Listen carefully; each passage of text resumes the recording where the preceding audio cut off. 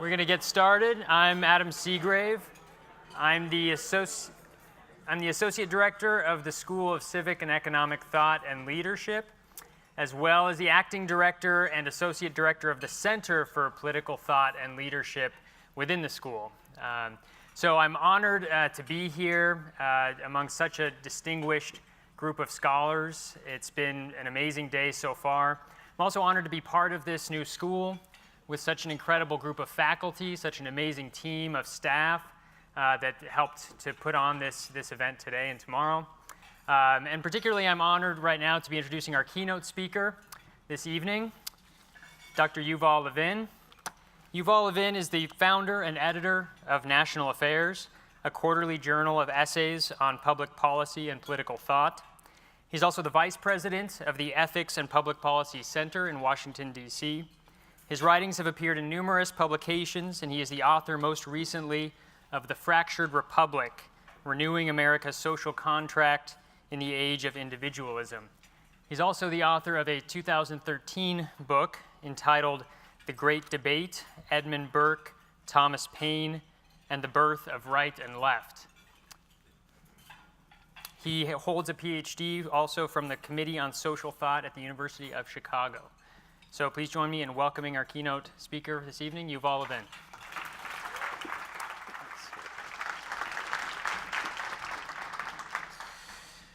Well, thanks very much. Thank you, Adam, for the introduction, and thanks to you and to Paul and to Carol and everyone here. This has really been an extraordinary day.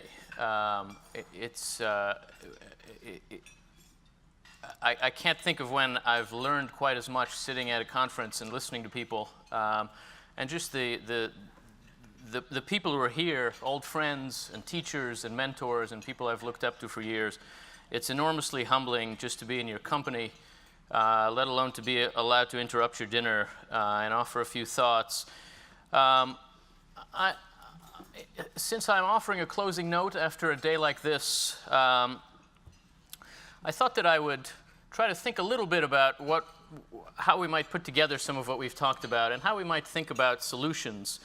It's been a slightly downbeat day, and while the title of this session promises you that I will tell you how to heal a fractured country, that's not exactly truth in advertising either.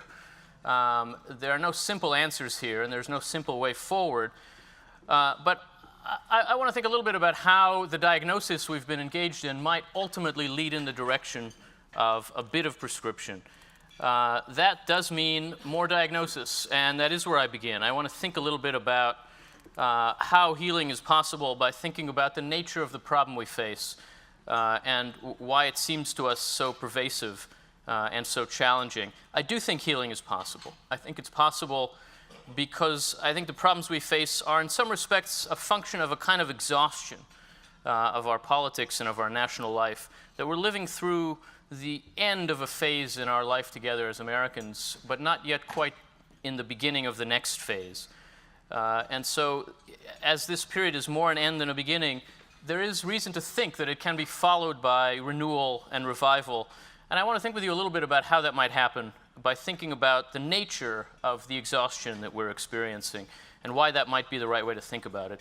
So I'll offer some diagnostic thoughts and hopefully put our circumstances in a little bit of a clear perspective. And then we'll end with a brief thought on what that renewal that we so badly need and want might require from us, from our politics, yes, but also from us, from each of us as Americans who want to see it happen. The diagnosis can start in a familiar and depressing place, as almost every one of our sessions has begun with throughout the day. American politics is drowning in some kind of frustration and anxiety. That was both a cause and a consequence of the 2016 election, and it's been evident ever since then in our politics. But it runs much deeper than that, much deeper than one election. It's been with us much longer than the last few years. The 21st century, almost from the moment that it started, has been a very uneasy time for American politics and American culture. That's been reflected in the tone and tenor of the debates we've had, in the kinds of campaigns and candidates that we've seen, and the sorts of concerns that you hear expressed. When you listen to our political conversation at this point, you'd have to conclude, at the very least, that our country is deeply frustrated. At first glance, that unhappiness or anxiety might seem fairly easy to explain. We can certainly reach for some economic explanations, as analysts very often do. Our economy's had a very rough time in this century, again, well before the last election or the one before that. And not only during the Great Recession either. Republicans now try to persuade themselves that things are booming, as the Democrats tried to persuade themselves in the Obama years. But in fact, we've lived through a relatively slow 2 decades here. The country's strongest year of economic performance in the 21st century so far, which was 2004, saw a level of growth that barely reached the average of any of the prior 4 decades. And the kinds of improvements we've seen lately, especially in employment, have certainly helped a lot. But growth does remain modest and poorly distributed, and we are probably more or less at the peak of this business cycle. The century also started with the worst terrorist attack in American history, which shattered our hope for a peaceful post-Cold War world. And things haven't gotten all that much more stable since then. Our partisan politics has been polarized and intensely divisive throughout this time. Our cultural battles about sensitive subjects, from stem cells at the beginning of the century to marriage and sexuality to religious liberty to national identity to immigration, have been fought at a fever pitch that's left a lot of people on all sides feeling besieged and offended. And some of the key indicators that cross economics and culture and politics, like family breakdown, like inequality, have also been persistently pointing in troubling directions for quite some time and have been standing in the way of mobility, of the American dream. So the opening years of the 21st century certainly have given Americans real reasons to worry. But there's also plainly been more to the frustration of this period than a straightforward response to some challenging circumstances. We've been frustrated, too, at the apparent inability of our politics, of our leaders, to confront these challenges, even to acknowledge them, really. Some of that inability or unwillingness to face reality has just been a reflection of the willful blindness of many of us voters and citizens. And some of it has been a reflection of a particular tendency toward escapism and denial among some of our elites. I want to speak briefly about each of those. The blindness of voters that's often reflected by our leaders has been expressed, I think, above all in a tendency to respond to contemporary problems with a very particular kind of nostalgia, with a sense that what's wrong now is that America's changed from how it used to be, that solutions are to be found by going backward to the time when the baby boomers were young and everything seemed possible. And it is, in some important respects, about that particular time. We can see that in our politics, in the kinds of choices we make. There's a strange fact, for instance, that Donald Trump was born in June of 1946. George W. Bush was born in July of 1946. Bill Clinton was born in August of 1946. And if you look around our politics, an awful lot of the people who run things come from that moment, from that very particular, distinct moment. And in a lot of other ways, that nostalgia just overwhelms our politics now. I'll give you an example that I think may strike you as very familiar, not because you've heard this statement before, but because we hear things like it all the time. So how often have you heard a politician in the past few years say something like this? I'll quote a very brief paragraph for you. Many people watching tonight can probably remember a time when finding a good job meant showing up at a nearby factory or a business downtown. You didn't always need a degree. Your competition was pretty much limited to your neighbors. If you worked hard, chances are you'd have a job for life with a decent paycheck and good benefits and the occasional promotion. Maybe you'd have the pride of seeing your kids work at the same company. That world has changed, and for many, that change has been painful. So who is that? That's Barack Obama in the State of the Union address in 2011. But it could easily be just about any politician in either party now. We know it isn't Donald Trump only because it's all incomplete sentences. But it very easily could be Donald Trump. He also longs for an America of firm and stable industrial employment before foreign competition took it away. When the New York Times in 2016 asked Trump when America was last great, he eventually made his way to the answer that it was in the 1950s. And it's not just Trump. With a bit more of an emphasis on the cultural cohesion or the stronger families of that time, these lines could easily have come from almost any conservative politician in recent years. With more explicit emphasis on the low inequality of that time, it could have been any of the 30,000 Democrats who are planning to run for president next year. America just isn't what it used to be. That's a key theme of contemporary politics, and it speaks to a public anxiety that often comes down to a question people ask in anguish. What has happened to our country? And you know, it's not a bad question. Something big and significant certainly has happened to our country. And in its less cartoonish forms, this kind of nostalgia is very understandable. The America that our exhausted, wistful politics misses so much, the country that emerged from the Great Depression and the Second World War and that gradually evolved from there in the middle of the 20th century, was exceptionally unified and cohesive. It had, at first at least, an extraordinary confidence in large institutions, big government, big labor, big business that could be counted on to work together to meet the country's needs. That confidence is just stunning now from our vantage point. America's cultural life at mid-century wasn't much less consolidated. It was dominated by a broad traditionalist moral consensus. Religious attendance was at a peak in that time. Families were strong. Birth rates were high. Divorce rates were low. And in the wake of a war in which most of its competitors had burned each other's economies to the ground, America utterly dominated the world economy, offering economic opportunity to all kinds of workers, high skill and mid-skill and low skill.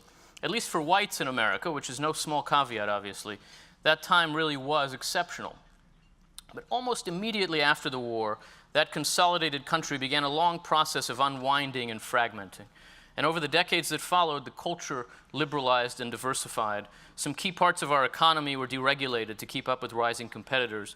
Our labor market was forced by globalizing pressures to specialize in higher skill work gradually. That's diminished opportunities for some Americans with lower levels of education.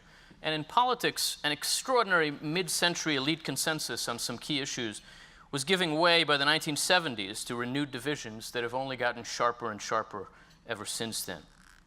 In one arena after another, America in the immediate post-war years really was a model of a kind of consolidation or consensus. But through the following decades, that consensus fractured.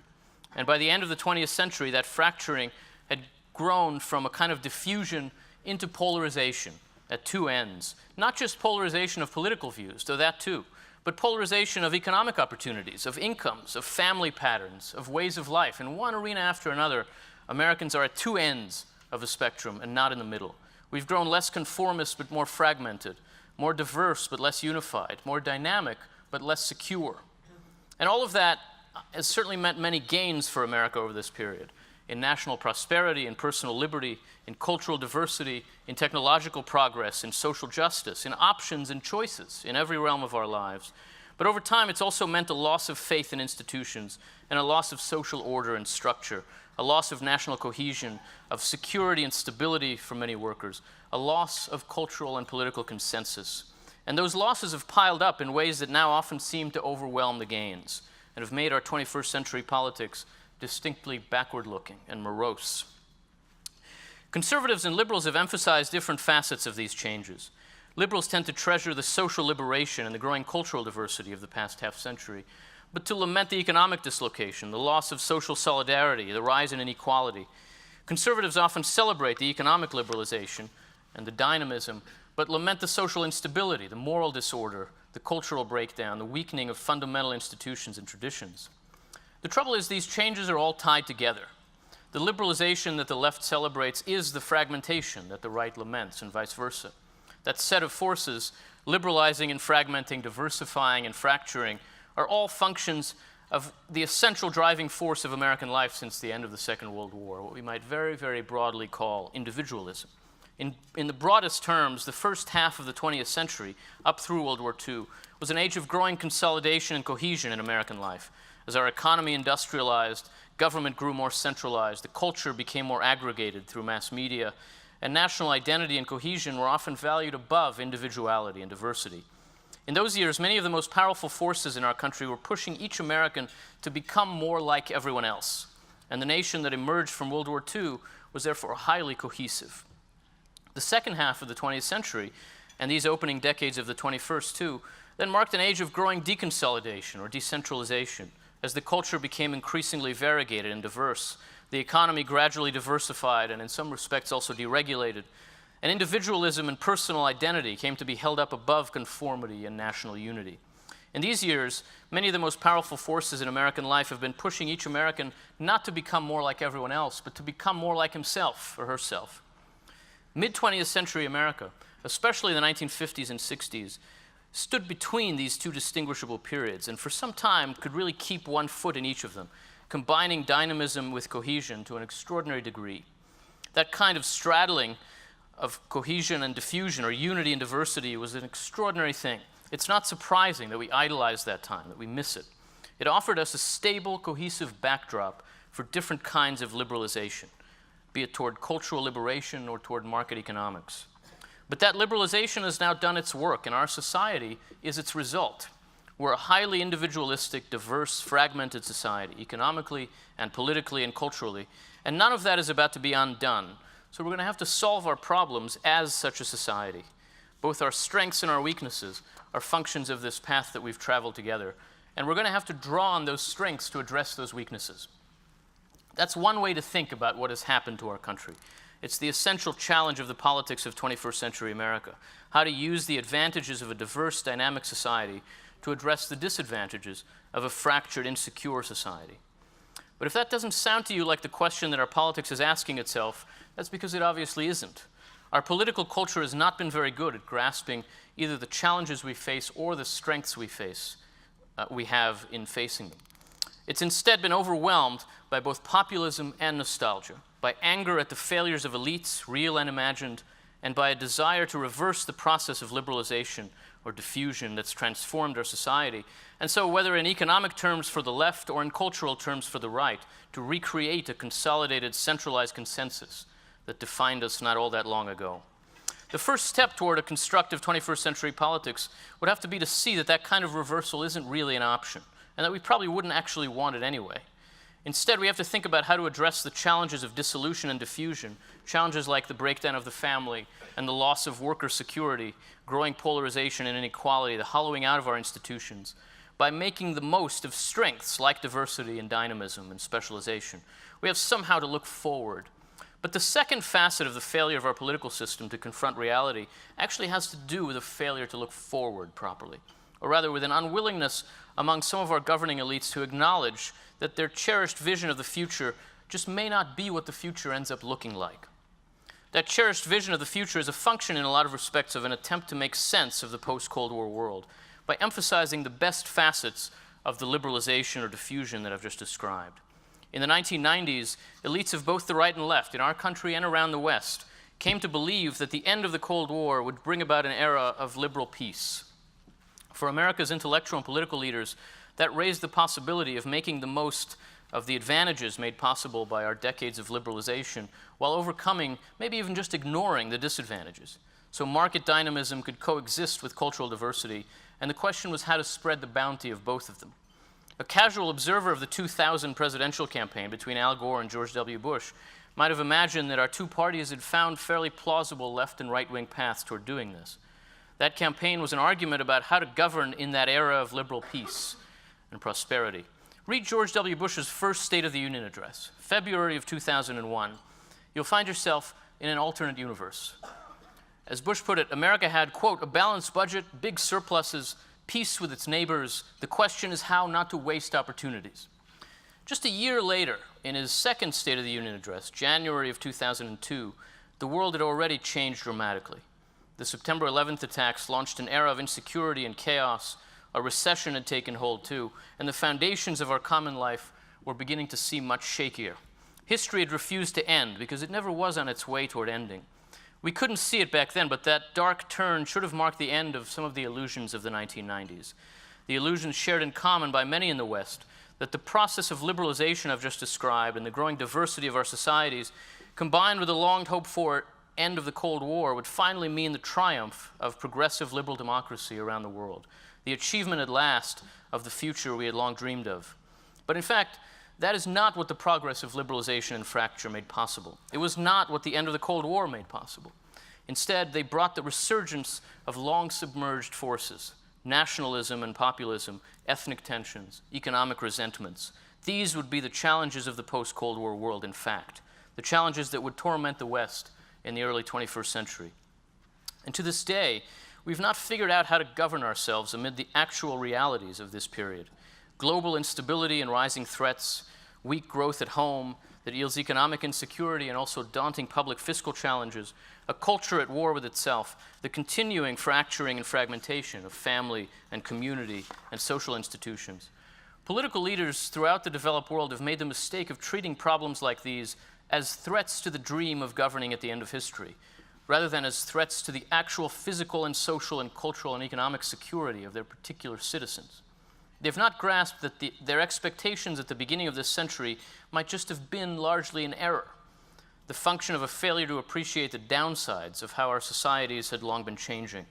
And so they've treated their people's frustrations as part of the problem, rather than as reasons to rethink some premises and to change course. Our politics has been shaped by a public trying to tell its leaders something they don't want to hear, and those leaders responding by looking for ways to get voters to shut up. Increasingly, voters have refused to do that. In 2016, 15 years after the illusions of the 1990s might have been shattered, the two-party elites in our country seem to be planning to run George W. Bush's brother and Bill Clinton's wife against each other for president. It's hard to imagine a clear statement of the desire to return to 2000 and get a do-over. Both parties seemed somehow disoriented by the world that they were forced to inhabit. This drift, at times outright condescension of their leaders, combined with a long escalating loss of faith in institutions, has left many voters increasingly distrustful, frustrated, and angry. Now, I just mentioned in passing the long escalating loss of faith in institutions. John Rauch, in his extraordinary and wonderful talk this morning, also drew attention to that problem, and I want to pause over it for just a moment with you. This is an enormously important facet of the crisis that we confront now.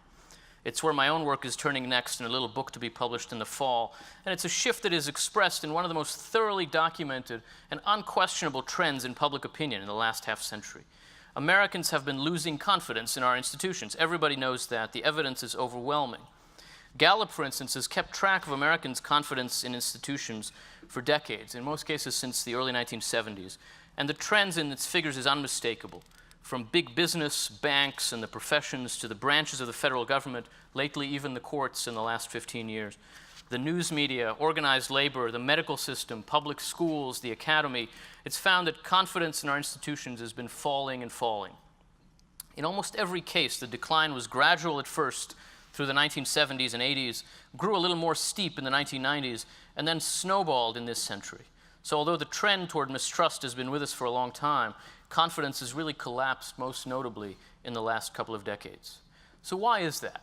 Certainly, it's in part because we are a less cohesive society, for all the reasons I've just talked about, less likely to trust what we do together. But seeing that larger pattern through the lens of trust in institutions, I think can also take us one more level down into the problem. What is it that our institutions do, after all? Whether as an actual corporate entity like a school or a business or a legislature, or as a body of rules and practices and norms and behaviors, like the institution of marriage or a profession, an institution gives structure to the ways in which we live together. And so we count on our institutions to accomplish some especially important social tasks, say educating the young or defending the country, helping the poor, or even just producing some service or product or meeting a need, by establishing a structure and process, a form for combining people's efforts toward accomplishing that task. Our institutions are the durable forms of our common life. And key to what it does in establishing that form is that an institution forms the people within it to carry out that crucial task effectively and responsibly and reliably. It creates an ethic that defines how they go about their common work, which in turn shapes their behavior and their character. Our institutions are formative, and we trust them when they form people to be trustworthy. We trust political institutions if they're shaped to take seriously some obligation to the public interest as they pursue the work of self-government, and if they shape the people who populate them to do the same. We trust the military because it values courage and honor and duty in carrying out the defense of the country, and it forms men and women who do too. We might trust a business because it promises quality and integrity in meeting some need that we have and rewards its people when they deliver those. We trust a university because it's shaped and shapes the people within its orbit to be devoted to learning and to truth. We trust a journalistic institution because it has high standards of honesty in reporting the news that make the work of its people reliable. Shaping the people within it this way is one of the core functions of any institution. And we lose faith in an institution when we no longer believe that it plays this ethical or formative role, when it doesn't form people we can trust. One way that can happen is when institutions plainly fail to protect us from vice or from avarice or selfishness in the carrying out of their primary purpose, when they're used to facilitate a breach of trust, like when a bank cheats its customers, or when a member of the clergy abuses a vulnerable child. But another is when they simply fail to impose an ethic on the people within them, when they fail to be worthy of our trust, not so much because they've failed to earn it, but because they seem not even to seek it or desire it. And something like that, I think, is what has been happening to a lot of our institutions in the last few decades. They no longer work as if their purpose is to shape the people in them to be reliable and responsible and trustworthy. In fact, our very understanding of what institutions are for has changed in a subtle but important way. We've moved, very roughly speaking, from thinking of institutions as molds that shape and form people's characters and habits towards seeing them as platforms that allow people to be themselves before a wider world. And this subtle, gradual change in expectations has driven and magnified our loss of trust in institutions.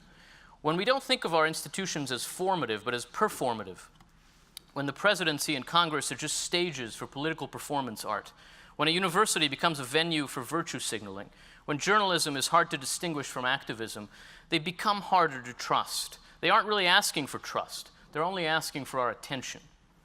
And in our time, a lot of the most significant social and political and cultural and intellectual institutions are in the process of going through this transformation from mold to platform, from formative to performative. The few exceptions, most notably the military, the most unabashedly formative of our national institutions, prove the rule because they tend to be the few institutions in which we haven't really lost our faith. But the institutions that have tended to become just platforms for performance are much more numerous and have fared much more poorly. And they're not just platforms for any performance. They're often platforms for performative virtue and performative outrage in our vast and polarized culture war. Is there any doubt that Donald Trump sees the presidency as such a stage for performative outrage and sees himself as a performer acting on it, rather than as an executive acting in and through the presidency? He behaves like an outraged commentator yelling about the government, not the chief executive who runs it. He'll sometimes literally complain on Twitter about the Department of Justice, which works for him. Is there any question that many members of Congress now run for office less to be involved in legislative work and more to have a prominent platform in the culture war, to become more visible on cable news or on talk radio, to use their elected office mostly as a platform to complain about the very institution that they just worked so hard to enter? Is there any question that many Republicans who ran for president in 2016 and many Democrats who are thinking about it in 2020 have in mind a way to raise their profiles more than an ambition to actually be elected and govern? The same is true of too much of what happens in the academy. The university too often is now used as a platform for outrage about societal sins more than as a mold of mind and soul to shape a rising generation to pursue knowledge. It's like the other platforms. Too often there just isn't all that much of a difference between a lot of what happens at the New York Times and a lot of what happens at Oberlin College. They're both just places to yell about oppression. And look, we need places to yell about oppression, but we also need universities. We also need newspapers. And I point to journalism not just as a random example. By this point in a long lecture like this, you're probably already checking Twitter. And what you'd find there is a lot of professional journalists deprofessionalizing themselves online, acting on rather than in or through the professional journalistic institutions that ensconce them in layers of editing and verification, and instead just standing on a platform on their own and offering loose, unstructured commentary and reporting, building their own personal brands. It's hard to imagine a more effective way to shred the public's trust in journalism.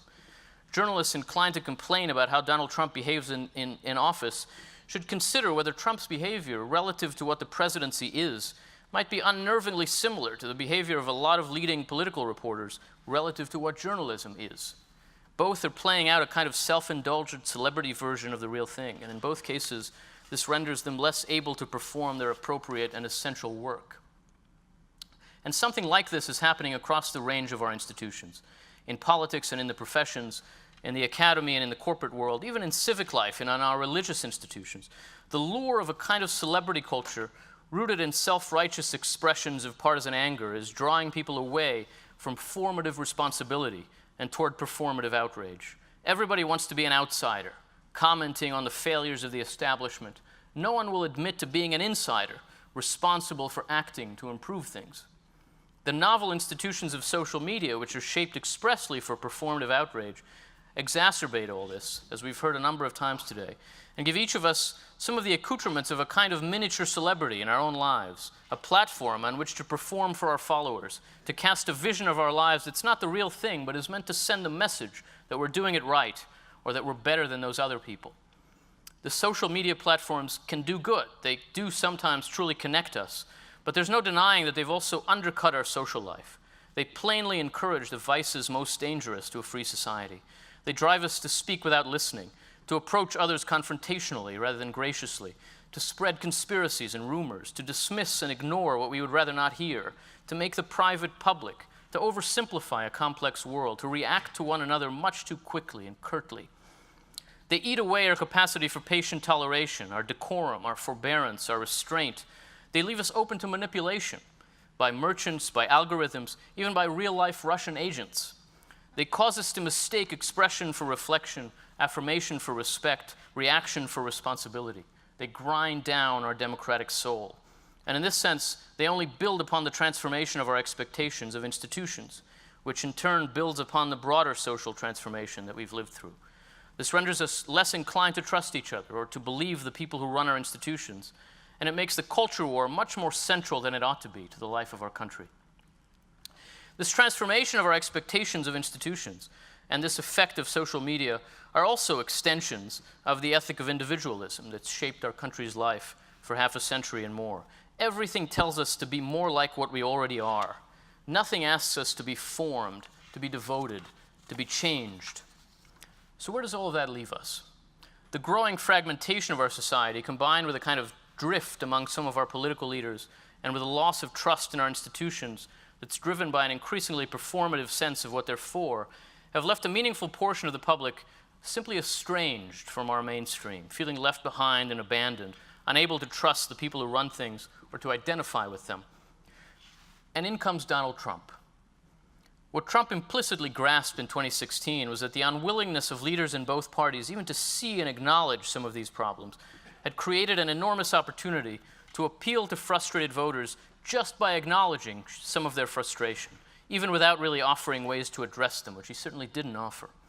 Trump's diagnoses were always more important to his appeal than his prescriptions, which even his biggest fans never seemed to really take seriously. He had grasped something about what decades of fracture had done to America's political culture. He saw that by 2016, alienation was an enormously powerful political force in our country, and that identifying with alienated voters could matter even more than offering concrete answers to their worries. Alienation is an idea that we might normally associate with the political left, even with a certain strand of Marxism, but it doesn't have to be. Robert Nisbet, the great 20th century sociologist, defined alienation as the state of mind that can find a social order remote, incomprehensible, or fraudulent, beyond real hope or desire, inviting apathy, boredom, even hostility. This is exactly how Trump and many of his most vocal supporters frequently talked about America in 2016. It was not the country they'd known. Its institutions were a fraud, rigged against the public. There was almost no hope for America's future, and so there was nothing to lose by abandoning all norms and taking a shot on an untested leader. Disruption for its own sake was better than just going down with the ship. Now, all of that was mixed for some Trump voters with a powerful sense of loss, which is not the same as alienation, of course. Trump's appeal to American greatness struck a patriotic nerve among some of his supporters and was certainly received in some quarters as a much-needed call to restore the nation's dignity and strength. In this respect, it appealed to some sentiments and to some voters frequently drawn to conservative politics. But what was new about Trump's appeal, and what ultimately seemed most powerful about it, had more to do with a kind of resentment that formed only a very partial reaction against the circumstances we're living with. Some of Trump's defenders and justifiers have tried to see that as a reaction in the name of the honor of the citizens that today's elites treat with contempt, or of the workers that today's economy treats as dispensable, or the traditions that today's culture treats as primitive.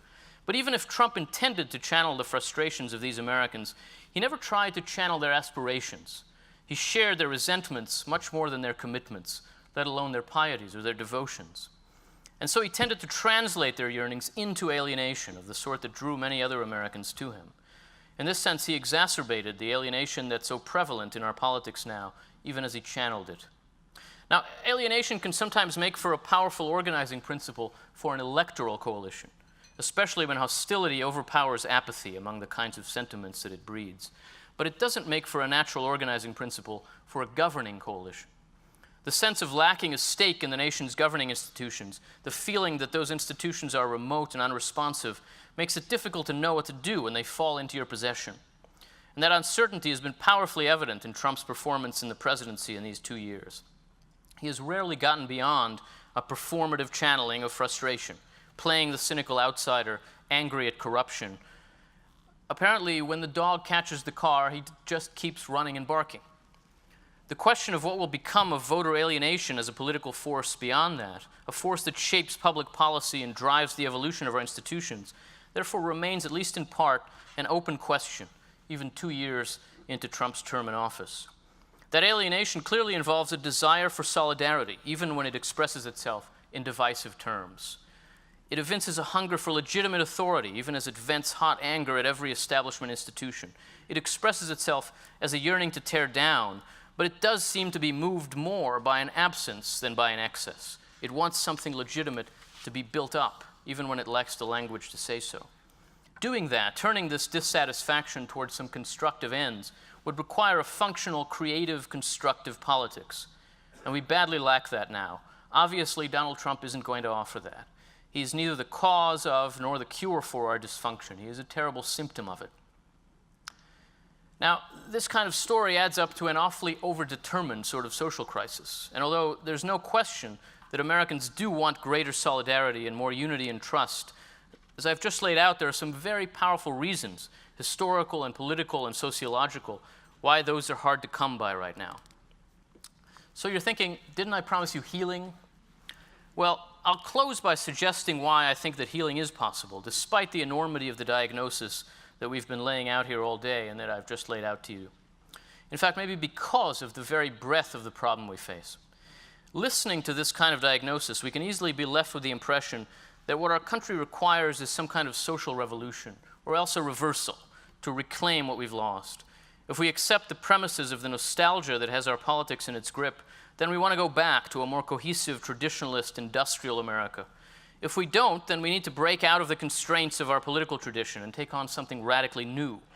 Those are roughly the alternatives that are being offered by the people in our politics who seem most energized right now. And there's surely something to each of them, but I think that they both ultimately miss the mark. The fact is that what we need is not a revolution or a reversal, but renewal. Renewal is always a possibility for human societies because our social life is generational. Every end is always also a beginning because the world is always new to the rising generation. The young have the energy that the old may lack. They have the ambition that the old have spent, the hope that the old have either realized or depleted. What they lack is formation, and that's also what renewal requires. Renewal requires not a revolution that breaks with our traditions, but a recommitment to those traditions in new circumstances. It demands not cynical commentary and angry calls to tear things down, but the earnest work of building up, of working together on discrete, near-at-hand problems. And our country is actually desperate for that kind of work of renewal right now. It can be hard to see that, because our hunger for renewal and for solidarity and for legitimate authority is channeled through a politics of populism and of culture war. And so we talk a lot more about what we want to see destroyed than what we want to see created. That means that efforts for renewal have to start by spotting the hunger for it in some unusual and unfamiliar forms and languages.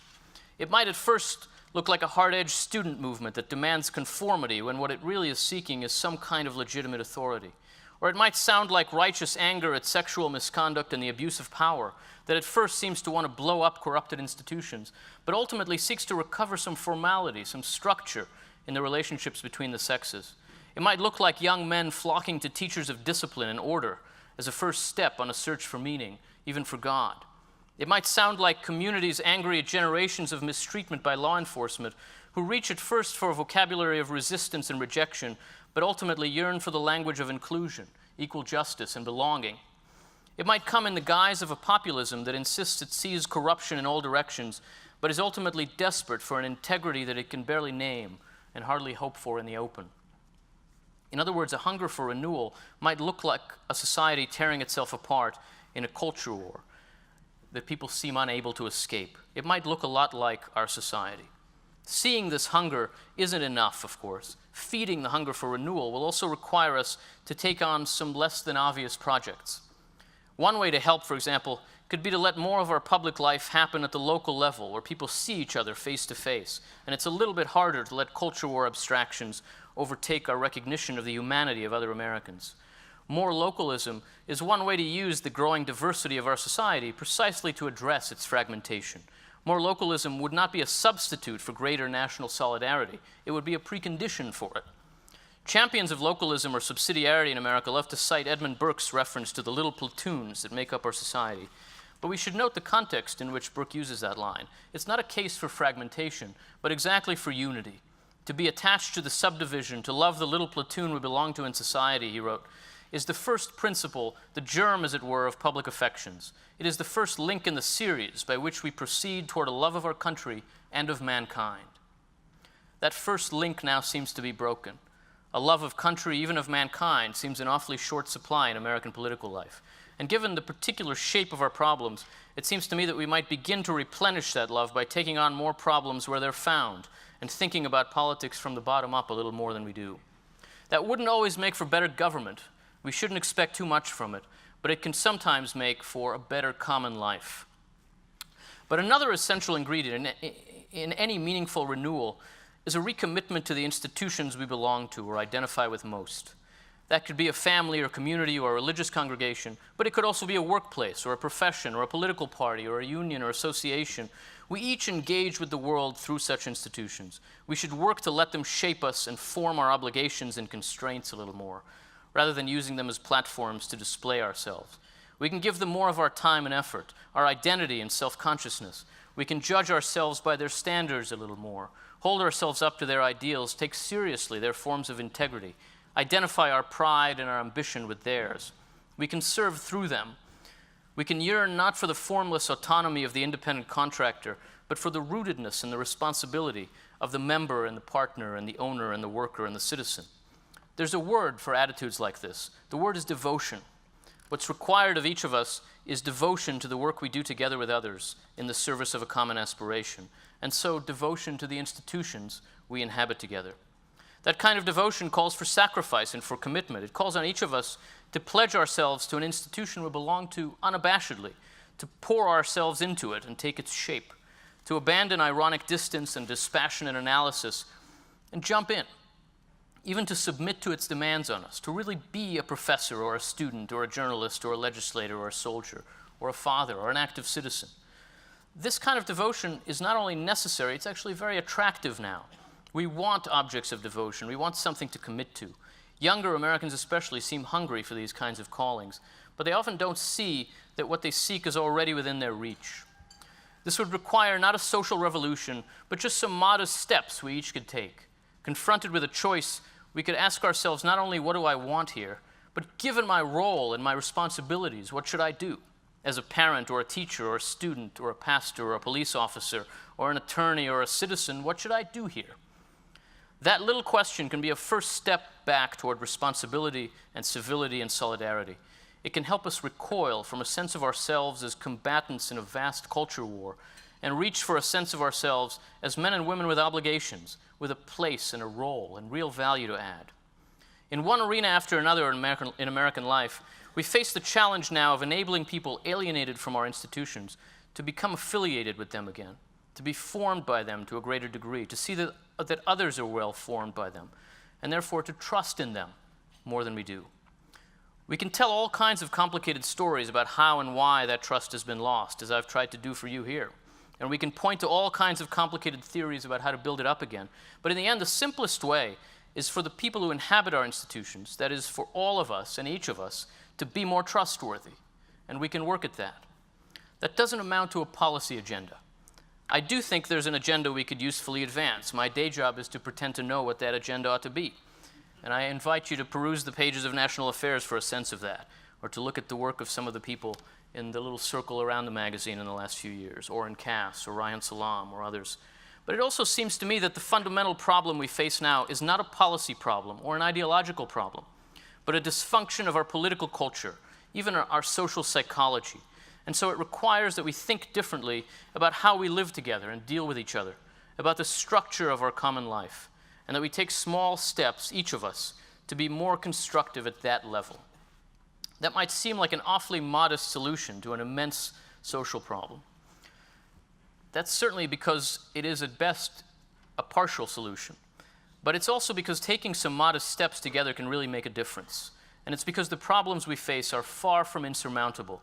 They're not nearly as grave as some of the challenges that our country has overcome before.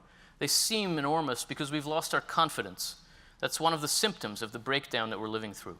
Our country is frustrated and anxious, and so it's having trouble seeing past its troubles to its strengths and opportunities.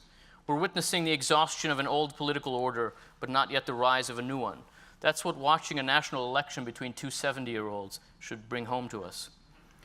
To see the way forward, we need to open our eyes to America's 21st century circumstances, to grasp both the challenges and the opportunities they represent, to understand that we all badly want a renewal of solidarity and social trust, and to see how, again, applying some enduring American principles to novel circumstances could point the way toward an American renewal. Thank you.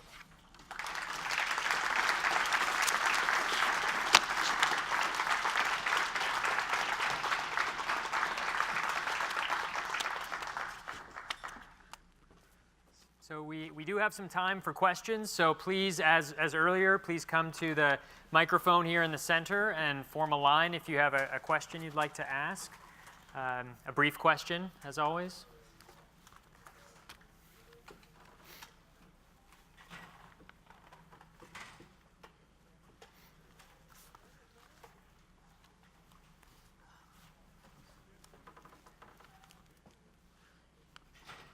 Would you say that perhaps a big part of the problem is that we've lost a sense of virtue in our country? We're no longer the virtuous farmer that we were all intended to be. Yeah. Well, sure, I do think that's true to an extent, but have we lost a sense of virtue? Is there a time we can look back to that was different from ours in that we were a more virtuous people? I'm not entirely sure I would say that.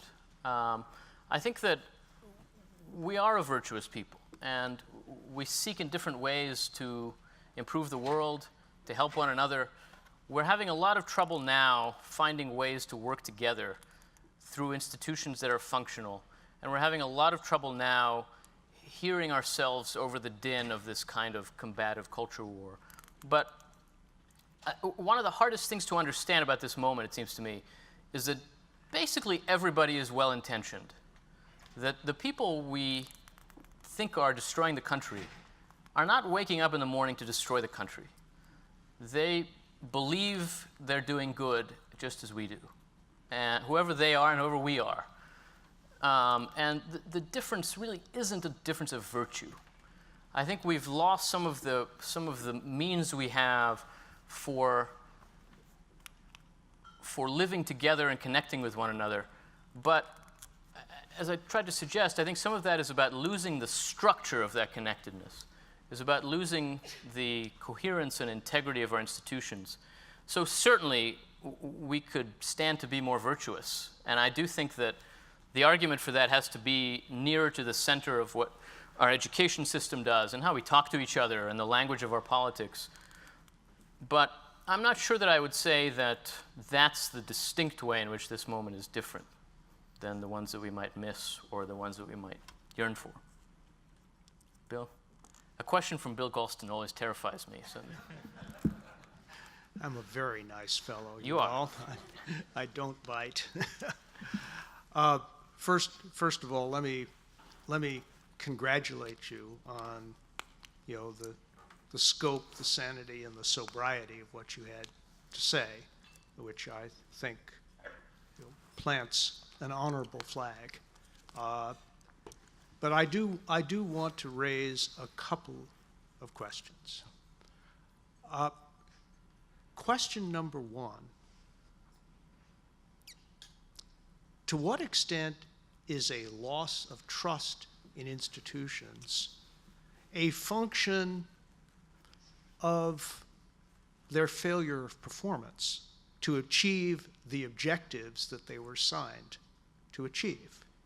So the goal of our economic institutions is to produce widely shared prosperity. Those institutions and the people who manned them were trusted when that was the outcome. Trust declined when they failed to perform. Similarly, the leaders who direct our foreign policy and our defense policy are trusted to make wise decisions about war and peace. And if wars are launched but not won, if they're launched based on premises that turn out not to be correct, then those institutions and the people who man them are going to be marked down. So is the problem individualism eating away at institutional loyalty?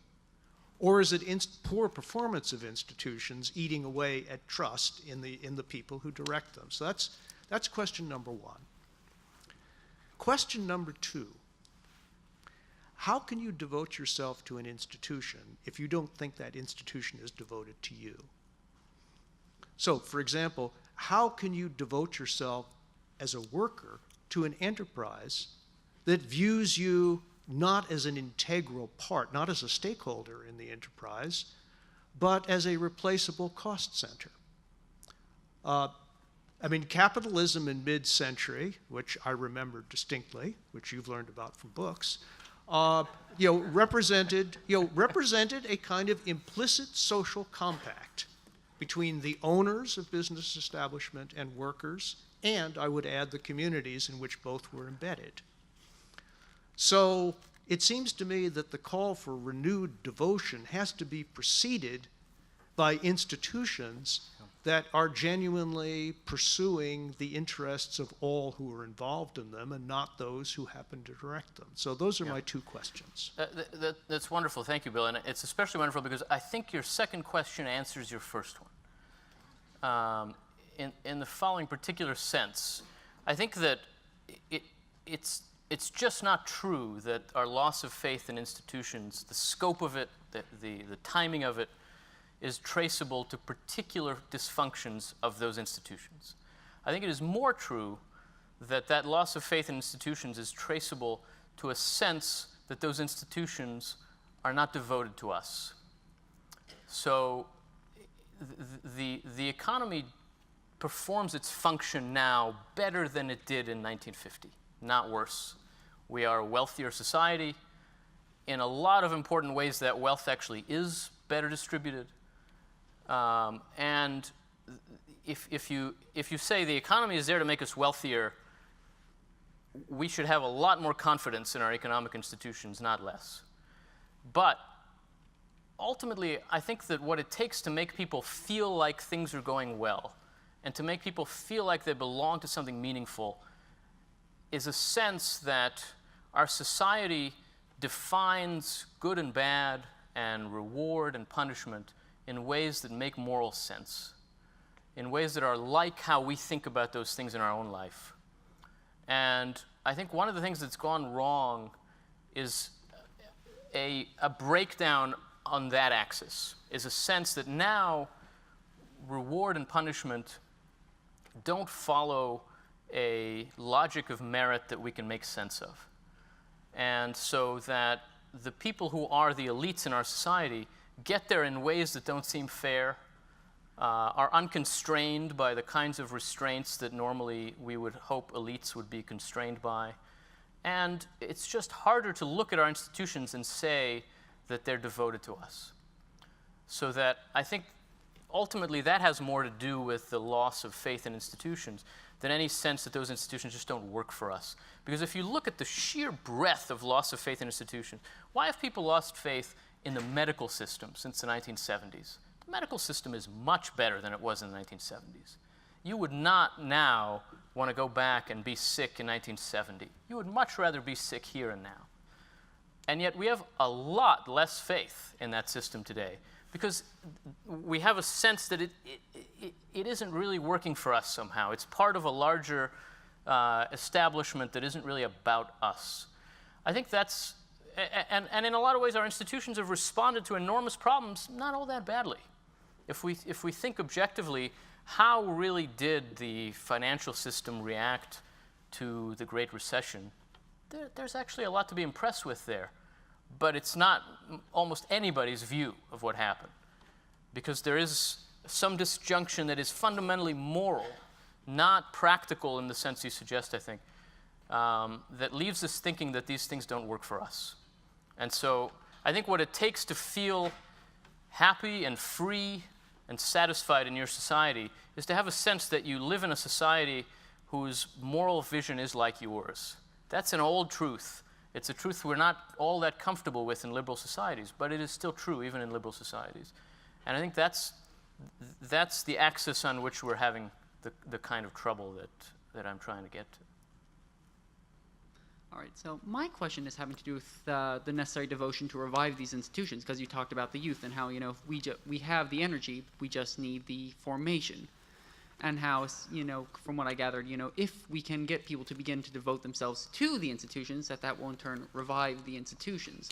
But for me, this seems a bit of a, there's an implicit Mexican standoff going on. These institutions are rotting and failing, so why would I want to devote myself? I know exactly what you're talking about, and the youth are rebelling against the system. I wish there was something to devote myself to, but it feels as if everywhere I look, it is rotting. Yeah. And then why would I devote myself to a system that is rotting? So what do you think? So is everywhere the way you to look, resolve everything is rotting? in many ways, Give me it one feels exception. I would certainly say the School of Civic and Economic Thought. I think Okay, this so is probably devote yourself to the that. one dot of sanity on this map. But otherwise, I go to other look, events and I think you should devote yourself to that. And we all would Well, I point to guess I different am. exceptions, and we should devote ourselves to those. And oftentimes they're exceptions for us because we believe in them. We believe in what they're for. We believe in what they do. It's not just an objective measure of how they're doing and how strong they are and all that. At the end of the day, we have to cultivate a modest naivete about the things we love, right? We're kind of naive about our friends and family. We don't judge them honestly. Sure we don't. You should also be naive about other things you love. And you will find things to devote yourself to if you think about them that way. So just ask yourself, is everything rotting? Not nearly everything is rotting. And whatever seems like it could benefit from your devotion to it, spend more time doing that. All right. Thank you, sir. First off, I want to thank you for coming here and commend you on your vision for America. Maybe you should run for president in 2020. But I have a hard time seeing how we're going to overcome this kind of prisoner's dilemma. The Republican Party saw in 2016 that Donald Trump was electorally successful, and they replicated the success in states like Florida with Ron DeSantis. The Democrats have also seen that this was successful after losing in 2016 and have all tried to become the next Alexandria Ocasio-Cortez. You have Elizabeth Warren trying to use social media to seem like a normal average Joe who drinks beer. Even Amy Klobuchar, the centrist from Minnesota, wholeheartedly embraced the Green New Deal. How do you convince both these parties that what your vision is what's best for America? Yeah. You asked the right question. I mean, you know, I'm part of a little circle of people on the right who've been trying for the last decade and more to persuade the party that it needs to modernize its understanding of America's problems in a certain way. And our argument has been very simple. If you don't do this, you won't win. And then the party didn't do it and won. Pretty big. So that it's then hard to go in and say, well, the only way for us to really win in the future is to do this radically other thing than what just worked in the last election. So I agree with that. But what's working in our favor on this front is that people are not satisfied. It is very hard to find people who are happy with the status quo. And that suggests that there is a desire, a hunger, and openness for a different way of doing this. I think that that's a political opportunity as well as a cultural opportunity, that there is room to try to do this differently. Would it simply succeed? I don't know. Probably not. But there would be benefit in the trying, and I think that ultimately, because I don't believe that this is a viable way for a country to govern itself, I don't think that it will work over the long run. But certainly, it matters how this ends. It matters how it's perceived politically. It matters what our society says about it. And so I'm by no means suggesting there's an easy way forward, But I do think there is a way forward. Awesome. Gives me hope. Hi.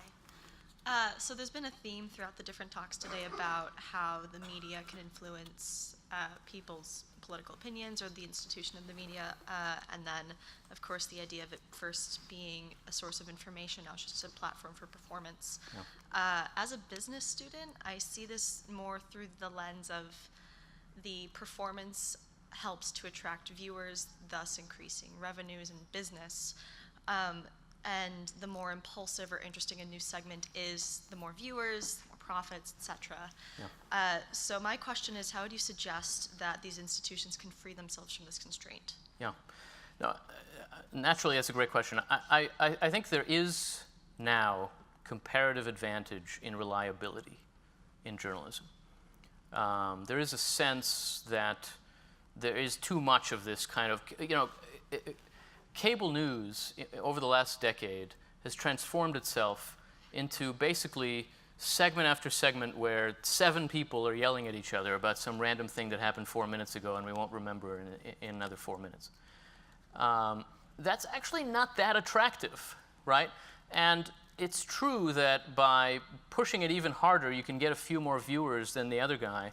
But I think there is now a possibility for a model of journalism that actually is more reliable. There's a desire for reliability, and there's an openness to it. Now, again, the business model of that is not easy, and the business model of journalism is not easy.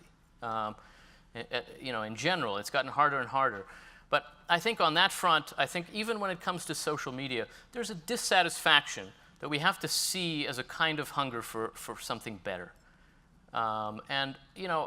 It isn't, I'm not suggesting that it's obvious what to do with that hunger, but I think we should see that it's a good thing and start from there. Thank you.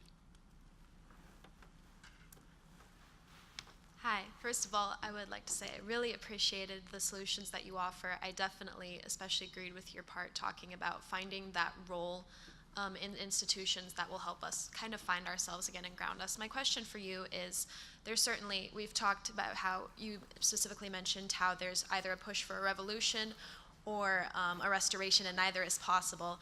But elements of both seem to be integral to a renewal. How do we have a renewal of American ideals that everyone has in common, that are at the core of what we have in common, without repeating the mistakes in the past with the systematic institutions that have caused some of the problems? If that makes any sense. I don't know if I worded that correctly. Yeah, I guess I'd say I think that one way to think about what I mean by renewal is something like a combination of revolution and restoration, right? A revolution in the sense that it would shake up the status quo, but a restoration in the sense that what's needed is a recovery of what's fundamental to us as Americans. And there is no way to do that without making mistakes, right? There's no way to do that without creating new problems. But I think if we ask ourselves, given the kind of problem we confront now, a very profound and complicated problem that's rooted in so much of the circumstances of 21st century life in America, what do we need to find ways forward together? I think, again, starting from the bottom up more and thinking more in terms of what we each can do in the institutions that are within our reach are just ways of softening the harshness some, of bringing people back together some, of overcoming some of the kinds of pressures and tensions that social media creates and that our polarization creates. It's a way of addressing the problems we have. Of course, it would also, in retrospect, turn out to have been a way to create all new problems. That's life. Thanks for this. I mean, firstly, I just want to say I'm relieved that your recipe for renewal is not watering the soil with the blood of patriots every 19 years. That's good. But I do have a worry, and it's a worry that I had in response to Jonathan Rauch's talk earlier as well, which is I'm hearing a lot about institutions. I'm not hearing very much about two things that, to my mind, are constitutive of institutions: exclusion and hierarchy. Yeah. And pointing that out to me, for me, is not to say, that doesn't count against institutions. It just, I'm really skeptical that there's any possibility for a kind of renewal on that basis, so long as we're not willing to kind of at least search for a kind of vocabulary that makes it possible to defend these things. And just to say, as someone who's in a university, in a frankly medieval university, which is Oxford, one of the things that drives me nuts is the kind of patina of egalitarianism that we put on top of what we're doing, which is just a kind of lie about the hierarchy and exclusion, which is essential to doing the kind of thing that we're actually doing there, of doing something that is valuable that could not be done under different conditions. Yeah, look, it's a great question. And in some ways, more than that, any case for institutions has to acknowledge the downsides of institutionalism, which are very significant. There's a reason why our culture is anti-institutional, and that did not just start in the last few decades. Our culture is rooted in a kind of Protestantism that is fundamentally anti-institutional, that arose in opposition to institutional mediation, right? That identifies authenticity with a kind of directness. And there's a reason for that. There's a reason for that. Institutionalism can create space for corruption and can be used to enable the powerful to abuse the weak.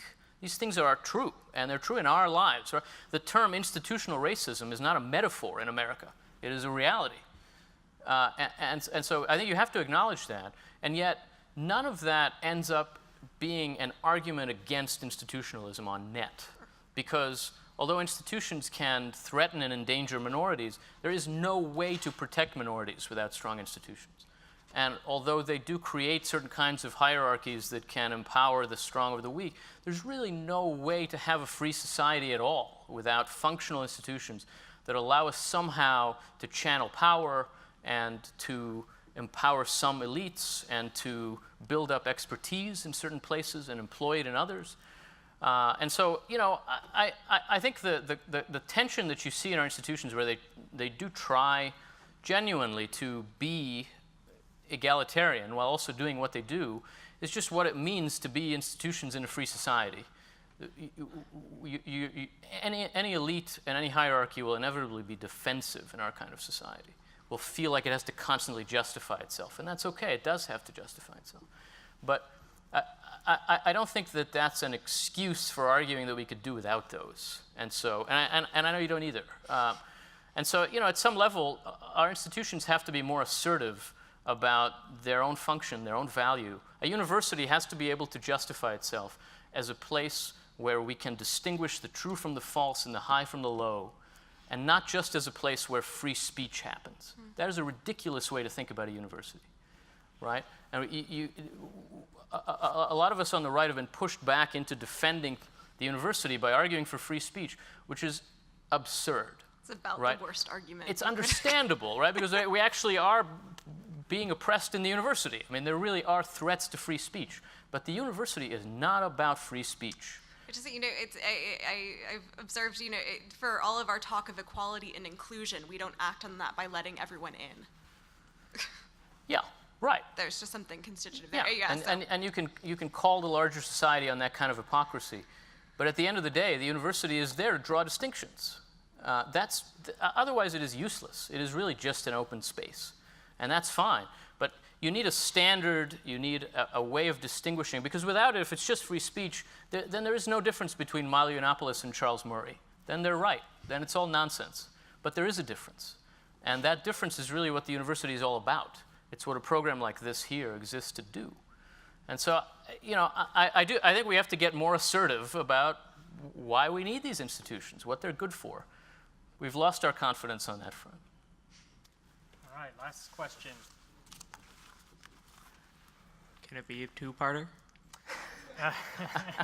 No. Sure. Pick one. Yeah. Tonight you spoke a lot, as many of the other panelists did today, about the social ills that are suffering both in America and the world in general. What strengths does America, and specifically American society, have now that we did not have, let's say, in the past, before the 21st century, that we can capitalize on to bring us to a quote-unquote brighter future? And to sneak in the second part, and how is SCETL a part of that? Excellent. Look, I think one strength we have is that our commitment to the principles of our founding are less hypocritical than they used to be. We actually live more as if we believe that all men are created equal than we used to in our society, and that has made us stronger. I think there are other ways in which we are stronger that have to do with the ways in which America has been an example of what a free society can be in the world. We tend to think now that we're on the kind of losing side of history, but I think ultimately, if you think about the history of the last 100 years, the United States has had an extraordinary effect on the larger world. It has been a very positive effect. We still now, I mean, if you talk to relatively recent immigrants, they're very perplexed by how we talk about ourselves and by how little confidence we have in ourselves, because this place is still very impressive. And again, in many ways more impressive and not less so than it used to be. We have a lot to work with. We're very depressed for a lot of reasons. I've tried to get at some of those. Frankly, one of those reasons is just the cultural dominance of the baby boomers, so that the country as a whole thinks of itself as if it's, elderly. We're not elderly. It's just not true. But we have a lot of trouble thinking about the future, imagining 2035 as a time when actually Americans will be around. Our politics lives as though that's just not true. And we have no way to persuade ourselves to think about problems unless we imagine that right now, if we don't solve them, everything will blow up. That's how we think about the environment. That's how we think about fiscal policy. The only way we can get ourselves to take it seriously is to say it's the worst crisis we've ever faced. That's a bad sign, right? But to your question, I think we have an enormous amount to work with. And I think there are ways in which the growing diversity of our society has weakened us. There are many ways in which it has strengthened us. And we need to call on those and see those and think about how they can help us solve our problems. On the whole, we're pretty good at solving problems. Great. Thank you. Thank you.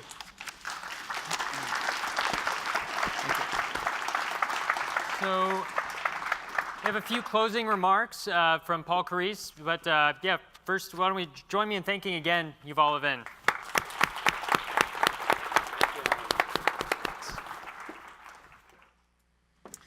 Thanks to Adam Seagrave, as he mentioned, part of the second year of building the school, joined us as associate director for the school and also the acting director of one of our two centers.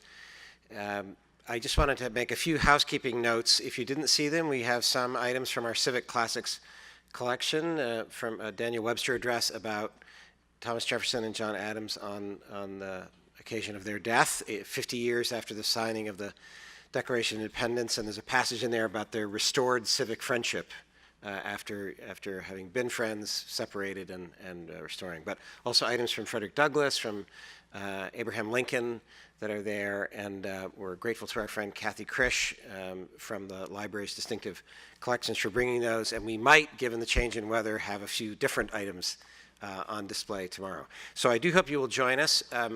Breakfast begins here at 8:30, and then our first of two panels begins at 9 o'clock, a panel on media and social media, and then a second panel on parties and political life, and we'll close at noon with a dialogue conversation between Bill Galston and Bill Crystal about possibilities for pluralism and for institutions. So thank you to everyone who was here with us all day or even a part of the day. Thank you to all the speakers and the panelists and the moderators today. We hope you have a pleasant evening, and we look forward to seeing you tomorrow. Thank you.